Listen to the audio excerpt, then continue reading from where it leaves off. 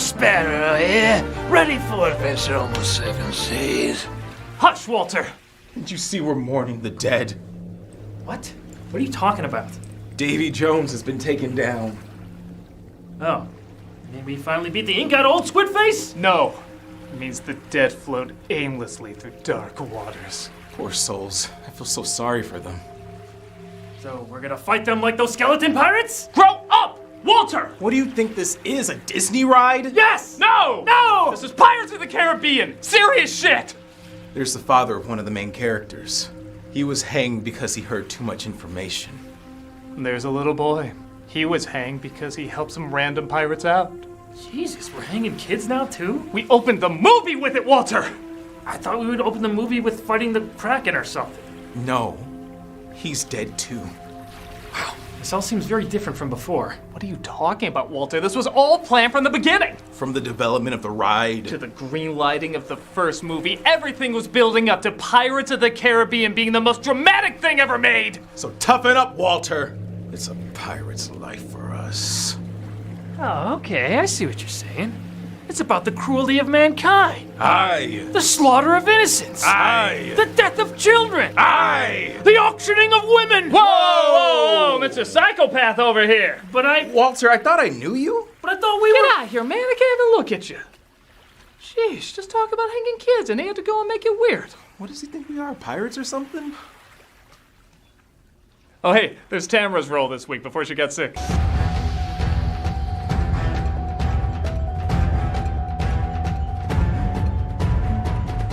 We finally come to it, what many consider the worst of the Pirates films, Pirates of the Caribbean at World's End.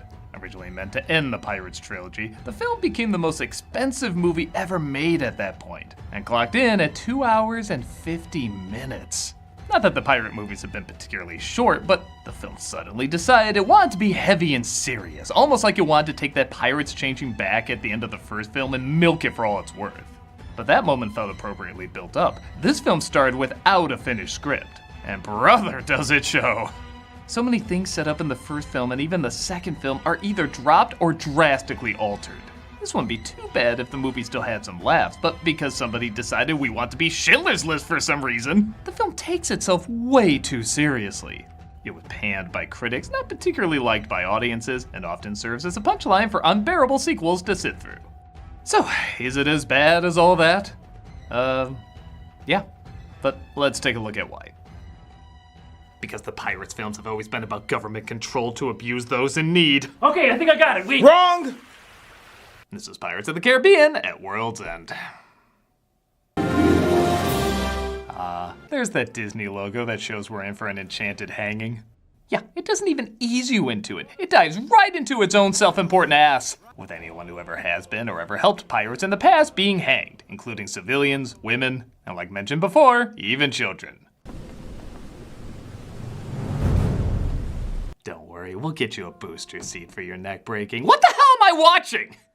Look, if they wanted to make this heavier or darker, fair enough. A lot of things we thought would stay light have gotten heavier over the years. This is like going from Ghostbusters 1 and 2 to opening the third one like Sophie's Choice. Does the ending of the last one really match the opening of this one? I got a jar of dirt, I got a jar of dirt, and guess what's inside it? Like two perfectly fitted puzzle pieces from two entirely different puzzles.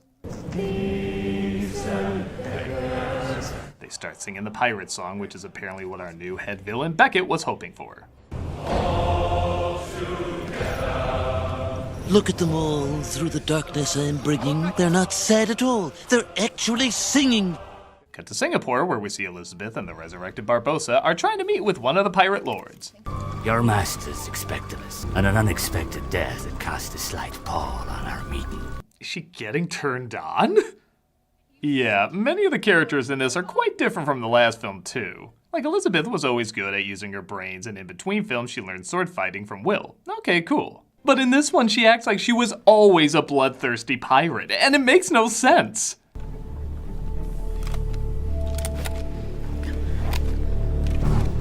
That's disgusting! So they talk to Captain Cao Feng, played by Chow Yun-fat, who's trying to give this character some personality with, I don't know, waving his hands weird. Can you blame him? They gave this guy no character traits. You have requires to make a... I find myself in need of a ship and a crew. And a plot that'd be helpful. Oh wait, I'm being told we actually have too much plot. Oh, would you mind taking some of ours? A thief try to make off with these. He says a thief tried to break in earlier to steal his navigation of charts, and no surprise, he thinks he's connected to them. Hi, Will! Oh, that didn't help, did it? Actually, that is kind of what happens, as she reacts when they threaten to kill him. He has no further need for it. Aha! Gotcha! Nobody would gasp at losing Orlando Bloom. At the most they would muster in, We waste 10 minutes here until something finally happens. Yeah, get used to me saying that could have been cut. As it looks like they were followed by soldiers.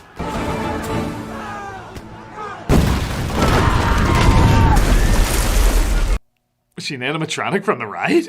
Don't forget to check out our gift shop. They escape with the map, which is said to take them to World's End, where they can get Jack back. I'll give them credit. With PG meaning pretty much nothing nowadays, this is the most RPG-13 I've seen from this company. We see that Davy Jones is now being controlled by Beckett, who'll destroy his heart if he doesn't do as he commands.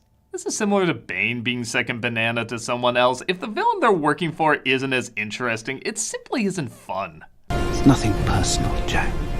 It's just good business.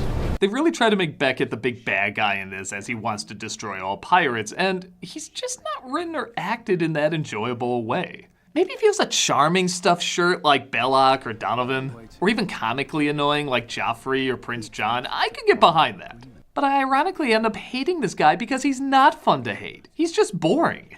Davy Jones was cool, he had an awesome backstory and design, he had a neat way of talking. This guy just acts like that kid who brags about how he got to play the newest video game first. This ship do as directed. And yet here you are. Captain is to sail it as commanded. You're mad. The immaterial has become immaterial. I got the new Grand Theft Auto before you did. Don't worry though, the amazing charm of Will and Elizabeth will once again entrance you. How long do we continue not talking? Once we rescue Jack, everything will be fine. Then we rescue Jack. Trust me, a lot of people are hoping that's true. They find themselves tossed over a waterfall that leads to random audio from the ride. Okay, that is the laziest way yet to tie this all back to the source material. In the first film, it was like 4 callbacks. In the second one, maybe 2. I bet you anything at the last minute they were like, oh shit, we have nothing from the ride. Quick, Harry, record the ride audio on your phone and we'll just put it in the movie somewhere. And a mere half hour in, we're finally given our intro of Jack, which once again is pretty memorable. Step lively! Level Will! Run away! Up on the fire down below! Okay, so I do legit like that Jack's punishment in Davy Jones's locker is being surrounded by other versions of him. I'm not sure if this is his unique punishment or if he just went mad and is seeing things or whatever, but it's fitting. Even if sometimes it does go a little too abstract.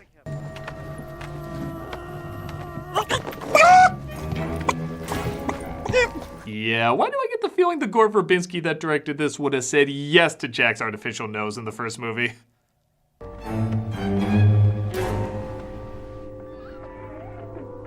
Don't ask your parents what that means, kids. If you haven't already left the theater crying. Or fell asleep. Yeah, again, this scene's like 8 minutes long. It's like being stuck in the world's most abstract escape room. I don't know what I'm supposed to do with this. I mean, what are we supposed to wait for rocks to start walking? Even they want to get the hell out of this scene. Tia gives new meaning to the term I got crabs as she has the creatures bring them the pearl and Jack. Jack, however, is reluctant to go back after Elizabeth killed him off. 4 of you have tried to kill me in the past. 1 of you succeeded. Oh. She's not told you. Ah, so you haven't told them your little secret. This apparently makes Will even more angry, which... wouldn't he be happy after that? He thought she liked him and she ended up killing him. Isn't that a good thing? Nope, we have to have a pointless rift between them, so now he's angry that she lied to him. You chose not to tell me. It wasn't your burden to bear. But I did bear it, didn't I? I've seen couples argue over rom-coms that tested their relationships more than this. Good. This should be in the care of Davy Jones. Even Tia seems different. Like, remember in the first film how much fun she was? She was cracking dark jokes, flirting, and celebrating what a twisted world we live in. Now she's a total wet blanket. Like, everything she says has to be so goddamn serious. There is a cost must be paid in the end. The worst fate a person can bring upon himself. To be with she who love him truly. Do not forget it was by my power. Trapped in this single form. Like someone who hears a joke about the Titanic and reminds you, people died. Never forget the rapping dog. But we can pretend to depress you even more as hundreds of souls pass through the haunted shores because Davy Jones isn't there to guide them. One of them being Elizabeth's father. Father! Elizabeth! Take the line! No thanks, I think I'm happier out of these movies. In all seriousness, Price does play this very well. I legit believe he's lost in between worlds and all of that really is from his acting. Are you gay? I think I am. Well, maybe it's an extension of my mental breakdown substituting a kind of reality in place of a bureaucratic nightmare. Either way, it's confusing. I learned that if you stab the heart, yours must take its place. They're told that whoever stabs Davy Jones's heart will have to replace it with their own heart and become captain. Jack mulls it over, and I'll give him this. This is a creative way to do exposition. The Dutchman must have a captain. Well, that's even more than less than unhelpful. Sail the seas for eternity. The sequel to Inside Out is a little bit more loaded than I thought it would be. They finally figure out the way back is to capsize the ship before the green flash at sundown takes place. And okay, I know this is basically a cartoon, but how the hell did they tie themselves like that? Howee! What a predicament! The guns don't work, and they try to figure out what steps to take next. Along the way, they see that Davy Jones was forced to put his bet down. It's okay, he told him about the rabbit shrimp before he did. Hold on! They're captured, though, by Captain Sao Feng, who made a deal with Beckett and also a deal with Turner, creating, oh no, an even bigger rift between him and Elizabeth. I need the pearl to free my father. Oh, right, an hour in, and I forgot he was even a character. Hell, I think they forgot even the reason they were getting Jack. In the last movie, it was because they missed him. They traveled to the end of the world for him. They were freaking crying over him. Will you sail to the ends of the earth? Aye. Yes. Now suddenly it's because the pirate song is sung and they have to save everyone else. They apparently didn't even like him. Did no one come to save me just because they missed me?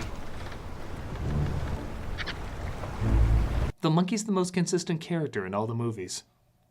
They're sent to Beckett and Jack has a conversation with him that lasts 6 minutes. Now, that doesn't sound too long, but when it's nothing but confusing plot exposition, you start to feel like one of those brain-dead souls in those rowboats. The belligerent homunculus and his friend with the wooden eye. The black pearl was to be mine. And so it was. Exchange for fair compensation. Where my debt with Jones. Lord Beckett's not going to give up. The only shippers can outrun the Dutchman. The rest go with me aboard the Pearl, and I'll lead you to shipwreck. Elizabeth is not part of any boat. Out of the question. What's not the question? With me killed, you'd arrive at the cove. Then we have an accord. Find its stronghold nigh impregnable. Seriously, it's almost like we're watching the writers trying to figure out what the hell is supposed to happen next. I want to hear the guy from Life of Brian say, I'm making it up as I go.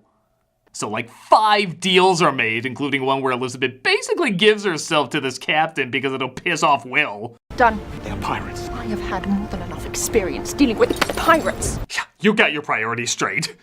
And Sparrow escapes, agreeing to be a spy for Beckett. And at 1:15, the entire running time of many decent adventures, not including the credits, we're not even at the halfway point yet. Well, screw it. I need a moment to process a very important question. Why is the rum gone? You know damn well why it's gone watching this.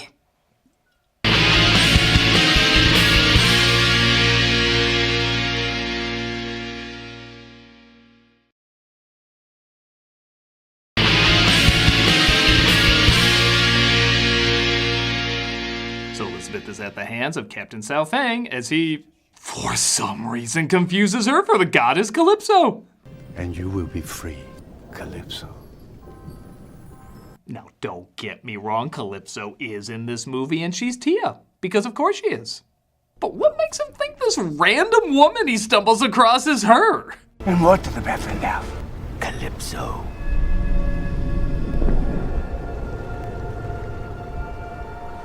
Maybe I missed something, but in a film that's 3 hours of explaining pointless side quests, could you blame me? I will take your fury. Yeah, how's that plan on showing Will up? This is like Peach showing up Mario by going to a dragon convention and then being shocked when something bad happens. They're attacked, though, by the Dutchman, as his final request is that Elizabeth take over as captain. You are captain now. Go on my place. Wow, you're making Kirk's rise to captain in 2009 Star Trek look pretty coherent compared to this. Elizabeth. She's reunited with Norrington. Want to make out and trying to get back at Will. As well as Bootstrap Bill. You know my name. Yes, I know your son. I swear you look just like him. So much friggin' stuff happens and doesn't happen in the next 15 minutes. It's enough to make you envious of the people in the opening. Will sends breadcrumbs of dead men to Beckett. Sparrow kicks him off. Norrington frees Elizabeth. Bootstrap Bill goes nuts and kills Norrington. Will reaches Beckett. He says he can lead him to the pirates. The pirate lords meet up and talk for another 15 minutes on top of the other 15 minutes of mindless talk we just had. Christ, maybe there was humor in all this, because the other films went back and forth a lot too, but they mixed it up with good jokes and surreal visuals. There aren't nearly as many jokes in this, weird in a movie that starts by hanging a kid. And the visuals are so drab and boring. I feel like if the color palette of The Matrix could puke, this whole film would be its vomit. Also, the other films kept adding stuff, new characters and creatures and so forth. Here we have the Pirate Lords, but honestly they don't do much. They look cool, I want to know more about them, but they just kind of scream at each other and that's it. This is madness. This is politics. No, it's not true. At the center is a guy who barely knows where he is half the time. Well, they have this guy talk funny and pretend they built up what his voice would sound like. They didn't, but whatever. And they even have Keith Richards. Holy shit, the guy Jack Sparrow was based off of is playing his father, and they do nothing with him. He's just there. Actually, no, him just being there would be funny, like a walk-by cameo or something. But instead, they give him these empty lines that somehow leave less of an impact than if he had no lines. Code is the law. You're in my way, boy. Sea turtles, mate. Our boss says right. Unlikely. Granted, I do dig this line. It's not just about living forever. The trick is living with yourself forever. All right, that's not bad. Now get over here. The only scene that kind of works is between Davy Jones and Tia, who's been revealed as Calypso. Maybe it's because these two actors are so odd and talk in such over-the-top ways, but for the short time they have, I do legit believe their bizarre romance together. Honestly, I kind of wish they had their own movie.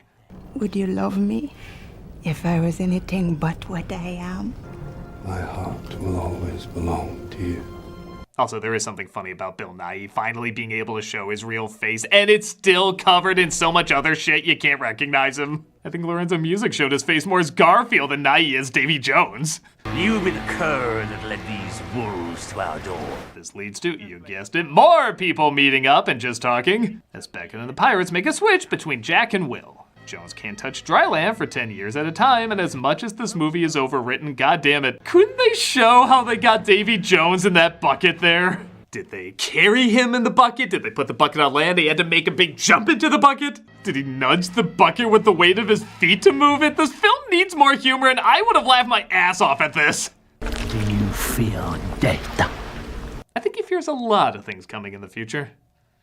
The pirate's plan is to release Calypso from her human bond and ask for help. Someone must speak the words, Calypso, I release you from your human bond. It must be spoken as if to a lover. And seeing how I look like a half-burned Captain Crunch, obviously it'll be coming from me.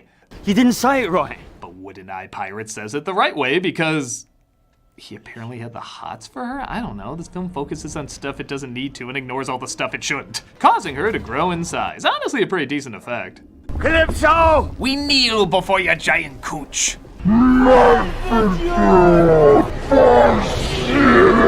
Should I be censoring half these words? I think a lot of these are YouTube no-nos now. She gets a bad case of the crabs again, and they think she abandoned them. But Elizabeth, now totally a pirate captain, guys, gives an encouraging speech to rally the troops that I don't believe they get behind for 1 minute. You will listen to me. Listen! They will hear the ring of our swords and they will know what we can do! Okay, so she's not half-assing it. You can tell she's putting in the effort. But she's just not convincing. They will see free men and freedom! I've only seen this pirate lord for a few minutes and I completely believe that's a pirate captain over Elizabeth. Gentlemen, hoist the colors. Again, if she was calculating and counting like before, or maybe even just an honest sword fighter whose humble honesty wins them over, I'd buy that. But screaming when you put your hand in a pile of goo that used to be your best friend's face, I'm just not seeing it. The speech works though, as the massive army of pirate lords and the massive army of British Navy line themselves up to watch just 2 ships duke it out. Right? They were building up this giant epic battle. Everyone needs to get involved, and it's just 2 ships spinning around like they're in a potty. Dude, even if you just said the other ships were fighting while these 2 were spinning around, I don't even need to see it. I just need to know it's happening, and they're not just sitting there like people who have money on an internet boxer. Why the hell did all these people show up? Calypso. The only one who does anything is Calypso, who I guess is causing the storm and whirlpool, but I don't know, why couldn't she just lightning strike all the ships herself then? Normally I wouldn't care that much, but because you spent literally hours over explaining everything, I want every goddamn T crossed and every I dotted. Race up yours, you cockheaded decade! Die under the day words Liverpool! That was complete gibberish. Rush just wanted to see if anyone would call him out on it. Meanwhile with Jack, I'm not even gonna bother. But he does break free and gets a hold of Jones's heart. You wanna know one of the signs you're watching a bad pirate movie? When you're 2 hours in and you get to your first sword fight. Think about that. There's scenes where they have swords, even an occasional moment where if you blink you miss someone getting stabbed. But this is the first time we see what most people would qualify as an actual sword fight. That's like having a Star Wars movie and nobody fires a laser until 3 minutes before the end credits. There's just some goddamn unwritten rules. Will you marry me? I don't think now's the best time! In the heat of the moment, Will and Elizabeth have Barbossa marry them because, yeah, they've really shown through the majority of this film that they're gonna work. Dearly beloved, we gather here today. Today, the kisses to the mask, you foxy cur. Hey, remember when this movie started with a little boy getting hanged? Now it's shenanigans! And you know what? Originally I didn't like this climax. It felt too one-note and didn't give the gigantic battle it was promising. But by God, there's life and humor to it. The stunts are creative and silly, the momentum keeps your adrenaline up. I even love how Davy Jones in all the over-explained confusion has to remember if he has the key to the chest. You can do nothing without the key! I already have the key! No, you don't. I love that. Like, even he had to think, wait, did we film that? Jack does grab the key, but Will gets stabbed. And in order to save him, he forces Will's hand to stab Jones's heart. Hold on! Okay, I know this is supposed to be a silly pirates movie, but I just look at that thinking, G.I. Joe parachute set! Shouting Captain Swan not included. The Dutchman arises with Will as their captain, and they take out Beckett's ship.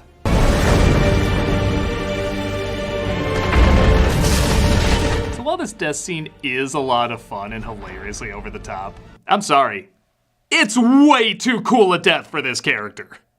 This guy has done so much nothing, and I don't feel any satisfaction when he gets his comeuppance. Imagine Billy Zane from Titanic or DiCaprio from Django Unchained. There's like a million other snobs I would love to see this death for, and it's wasted on this schmuck. Makes as much sense as cheering for not doing a goddamn thing. Well, we got the rest of our lives together. Want to hear some dad jokes? Barbossa steals the Black Pearl again, but Jack steals his map to the Fountain of Youth. And I do like he returns basically back to the same scenario as he started with in these movies. With that said, it looks like Turner is now the captain of the Dutchman, and he can't set foot on land for 10 years. Oh, I guess he's gonna recruit Elizabeth to be on the crew. Nah, she's good. Just a bang zoom, thank you Bloom, and she's off to live her life. Will she often join him at sea, seeing how she's a pirate lord and all? Well, actually, the end credit scene shows she got pregnant. I don't think she stayed captain after all that, but I could be wrong. However, a fan theory suggests that when Will comes back 10 years later, the curse will be lifted. Bar some dialogue that was mentioned earlier. But in another film, they show he's still cursed at sea. So yeah, this ending's pretty lame. So much better than how they ended the first time. Oh, I mean how part 1 of this clearly planned out trilogy began. Yeah, they had no idea what they were doing. I know a lot of films are like that, having to make up shit as they go, but it really shows with this flick. And I wouldn't mind the sudden tone change, the decreasing of jokes, the flip-flopping characters, if it just wasn't so damn long. The overwriting is out of control. And yes, there is an occasional joke to help break it up, but okay, what was the first film about? Pirates trying to break a curse. What's the second film about? It gets a little more complicated, but basically Jack trying to escape Davy Jones. I, for the life of me, cannot tell you what this is about. Aside from an hour and a half too long. For the most expensive film at the time, there's too much cartoony CG. For the end of a trilogy, it never feels like it was planned out. And for what was supposed to be a lighthearted series with an edge, transformed into a complicated bore fest. It's not the worst sequel ever made or anything, but it's definitely some really bad eggs. And that's about it for Pirates Month. Stay scurvy, mates, and until next time, Drink up, me hearties, yo-ho!